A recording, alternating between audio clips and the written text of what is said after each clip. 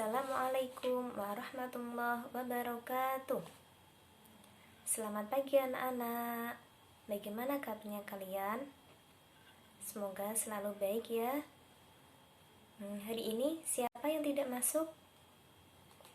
Coba ibu absen ya. Faiza ya hadir. Widya hadir. Wildan hadir. Ilham hadir. Alhamdulillah, hari ini semuanya hadir. Nah, sebelum memulai pembelajaran hari ini, alangkah baiknya kita berdoa terlebih dahulu. Nah, coba Faiza memimpin doa ya. Ayo teman-teman, sebelum pelajaran dimulai kita berdoa dulu ya. Berdoa dimulai. Al-Fatihah. A'udzu billahi minasyaitonir rajim. Bismillahirrahmanirrahim. Alhamdulillahi rabbil alamin. Ar-Rahmanir-Rahim. Maliki yaumiddin. Iyyaka na'budu wa iyyaka nasta'in. Ihdinas siratal mustaqim. Siratal ladzina an'amta 'alaihim ghairil maghdubi 'alaihim waladdallin. Amin. Terima kasih Faiza. Nah, sebelum memulai pembelajaran pada hari ini, apakah masih ada ingat pembelajaran minggu lalu? Ya, betul sekali. Minggu lalu kita mempelajari tentang sumber daya alam. Jadi, sumber daya alam itu ada biotik yang dihasilkan dari makhluk hidup dan ada abiotik, sumber daya alam yang tidak dari makhluk hidup. Nah, apakah masih ada yang ingat? Sumber daya alam biotik itu contohnya apa saja? Ya, ada perkebunan, pertanian, peternakan, perikanan, dan sejenisnya. Dan untuk sumber daya abiotik itu ada air, tanah, barang-barang tambang. Nah, selanjutnya kita akan mempelajari tentang keragaman di Indonesia. Nah, sekarang buka buku IPS-nya halaman 50. Anak-anak sudah pada belajar kan? Iya, pintar sekali. Anak-anak pasti rajin belajarnya.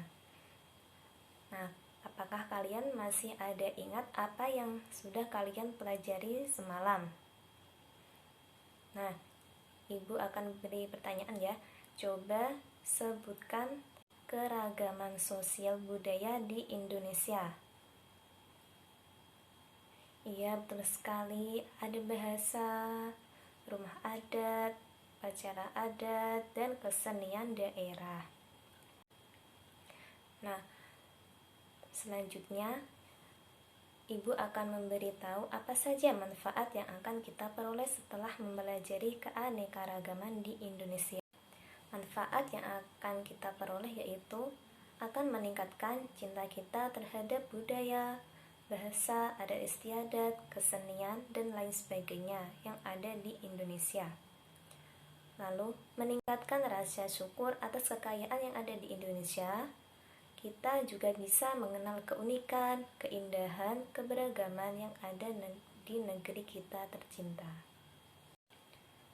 Nah, sekarang kita akan memulai pembelajaran pada hari ini. Kita akan membahas keragaman sosial budaya di Indonesia. Nah, keragaman sosial budaya di Indonesia itu ada 4. Yang pertama, ada keragaman bahasa, kedua keragaman rumah adat, ketiga keragaman upacara adat, dan yang keempat keragaman seni daerah. Nah, yang pertama, keragaman bahasa. Keragaman bahasa adalah variasi bahasa menurut pemakaian masing-masing orang.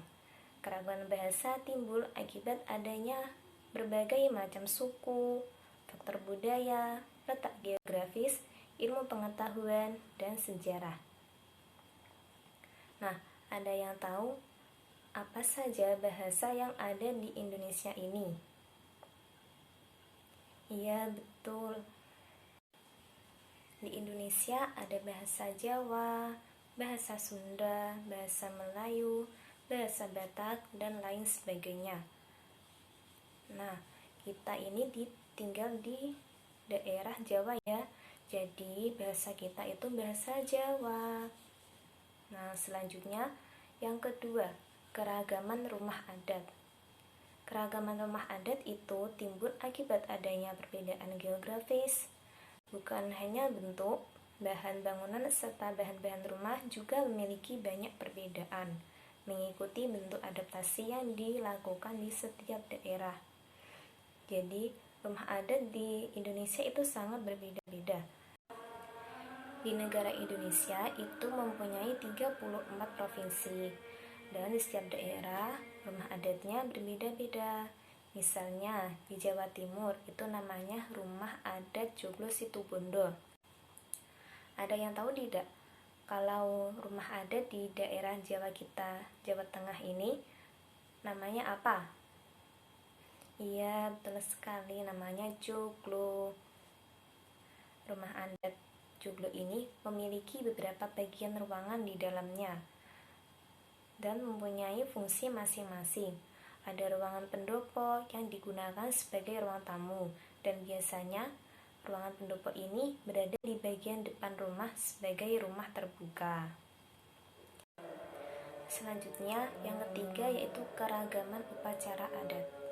Indonesia yang memiliki banyak adat dan kebudayaan juga mempunyai beragam upacara tradisional yang menarik, bahkan menjadi ajang wisata budaya bagi banyak turis, baik dari dalam negeri maupun luar negeri. Contohnya ada upacara adat sedekah bumi. Salah satu bentuk tradisi upacara adat yang banyak dilakukan di Indonesia yaitu sedekah bumi. Sedekah bumi adalah upacara atau kegiatan yang bertujuan untuk mengingat Sang Pencipta karena telah memberikan rahmat kepada manusia, khususnya kepada keluarga petani yang hidupnya tergantung pada hasil bumi pertanian. Masyarakat yang melakukan sedekah bumi biasanya percaya bahwa dengan melakukan syukuran, maka Tuhan akan menambahkan kenikmatan secara berkelanjutan. Mereka meyakini Tuhan akan memberikan hasil panen bertambah dan menghilangkan masa paceklik. Selanjutnya, yang keempat yaitu kesenian daerah. Indonesia merupakan negeri yang memiliki berbagai keunikan seperti seni tari, seni musik, seni rupa, dan seni teater. Kesenian di Indonesia pun sangat diapresiasikan oleh orang-orang mancanegara. Nah, misalnya tari di Indonesia itu sangat banyak. Ada tari Seudati yang dari Aceh, ada tari Saman juga dari Aceh, tari Kecak dari Bali, terus ada tari Serimpi di Jawa Tengah, tari Jaipong di Jawa Barat.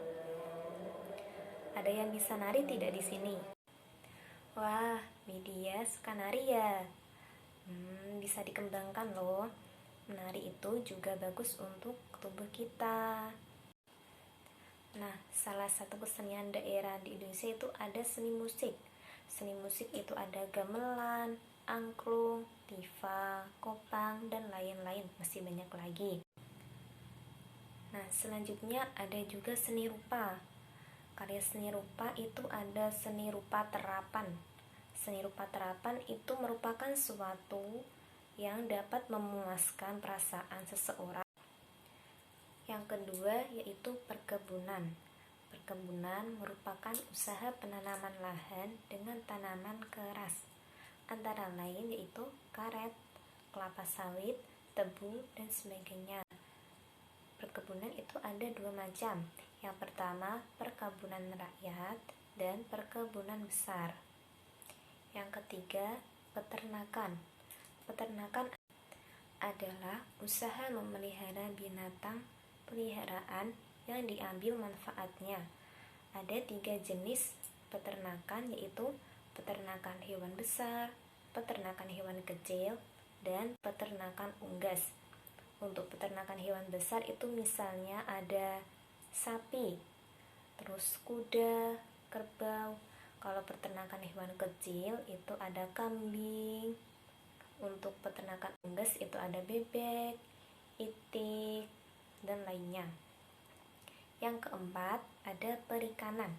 Usaha perikanan dibedakan menjadi perikanan darat dan perikanan laut. Perikanan darat yaitu usaha memelihara dan menangkap ikan di perairan darat. Perikanan laut yaitu usaha menangkap ikan di pantai atau di laut dalam pembudidayaan ikan laut dalam tambak-tambak. Yang kelima yaitu kehutanan. Hasil-hasil hutan antara lain kayu, rotan, damar, dan kemenyan. Selain hasil-hasil tersebut, hutan mempunyai fungsi yang penting. Yang keenam yaitu pertambangan. Pertambangan yaitu usaha untuk mengolah atau memanfaatkan mineral demi kesejahteraan manusia. Barang tambang dibedakan menjadi 3, yaitu barang tambang mineral logam, barang tambang bukan logam, dan barang tambang sumber energi. Yang ketujuh yaitu perindustrian. Industri adalah usaha atau kegiatan mengubah bahan mentah menjadi bahan setengah jadi atau barang jadi. Antara lain, pengolahan ikan menjadi ikan kaleng, karet menjadi ban, dan sebagainya. Yang kedelapan, perdagangan, yaitu kegiatan yang bertujuan menyalurkan barang dan jasa dari produsen ke konsumen. Kegiatan perdagangan antara negara disebut ekspor-impor. Ekspor adalah usaha untuk mengirim dan menjual barang ke luar negeri, dan impor adalah usaha memasukkan dan membeli barang dari luar negeri. Selanjutnya, C. Keragaman etnis di Indonesia. Kelompok etnis itu dapat disamaartikan dengan suku bangsa. Di samping ada pula yang menyebutkan dengan golongan etnis. Indonesia memiliki beragam etnis, antara lain ada Batak, Jawa, Sasak, dan sebagainya.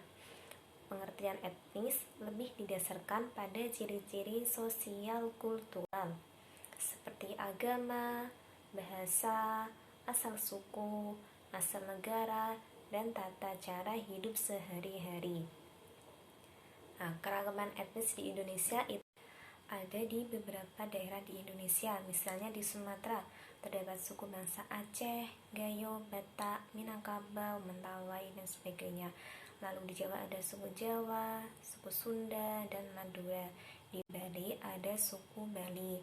Dan di Irian Jaya atau Papua terdapat suku bangsa Asmat, Dani, Melayu, Irian, dan sebagainya. Untuk daerah-daerah yang memiliki etnis itu ada juga daerah Nusa Tenggara, lalu Kalimantan, Sulawesi, dan Maluku. Selanjutnya D. Keragaman agama di Indonesia. Nah, letak geografis Indonesia itu di antara 2 samudra dan 2 benua yang menjadikan Indonesia sebagai pusat lalu lintas perdagangan internasional.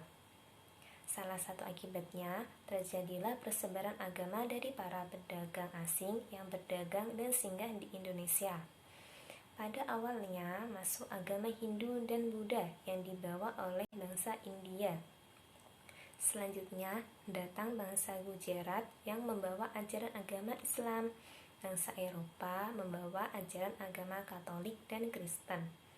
Serta bangsa Cina yang membawa kepercayaan mereka masing-masing.